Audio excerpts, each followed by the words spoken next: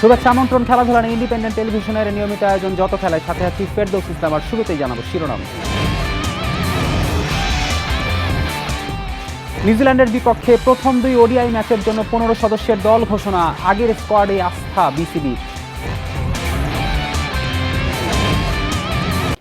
নিউজিল্যান্ডের বিপক্ষে প্রথম 2টি ওয়ানডের জন্য মিরাজের নেতৃত্বে 15 সদস্যের দল ঘোষণা করেছে বিসিবি। সবশেষ পাকিস্তান সিরিজের দলে কোনো পরিবর্তন আনেনি নির্বাচক প্যানেল। সেই দলটার উপরে আস্থা রেখেছেন প্রধান নির্বাচক হাবিবুল বাশার। ক্যাপ্টেন সৌম্য সরকার।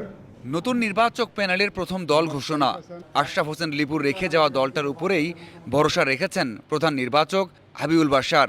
কোনো পরিবর্তন নেই তাতে। কেন, কি কারণে তার ব্যাখ্যাও দিয়েছেন প্রধান নির্বাচক।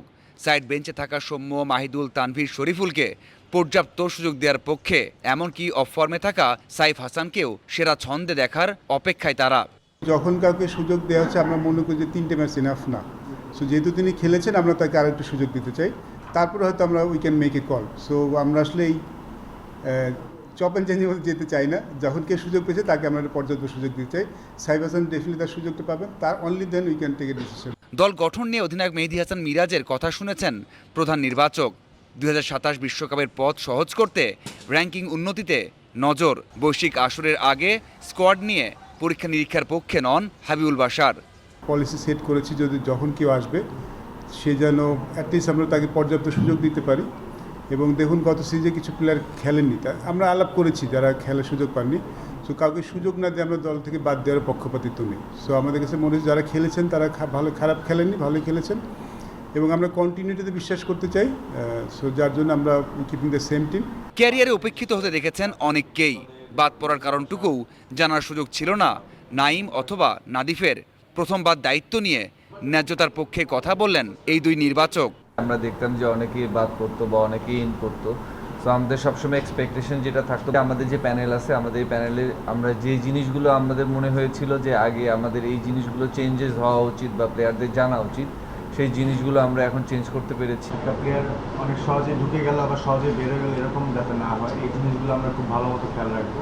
একটা প্লেয়ার ঢোকার জন্য তার যথেষ্ট হার্ডওয়ার্ক করে ঢুকতে হবে, পারফর্ম গুড এনাফ পারফর্ম করে ঢুকতে হবে। আবার কেন ঢুকলাম 1-2 ম্যাচ খেলে বাদ হয়ে গেলাম এরকম যে বিষয়টা না হয়।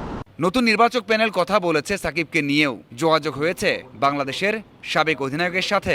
বাংলাদেশ এবং নিউজিল্যান্ড সিরিজের প্রথম 2টি one day. Mazharul Islam, independent news. Bangladesh New Zealand সিরিজের টিকিটের দাম প্রকাশ করেছে বিসিবি। সর্বনিম্ন 200 টাকায় মাঠে বসে ম্যাচ দেখতে পারবেন দর্শকরা।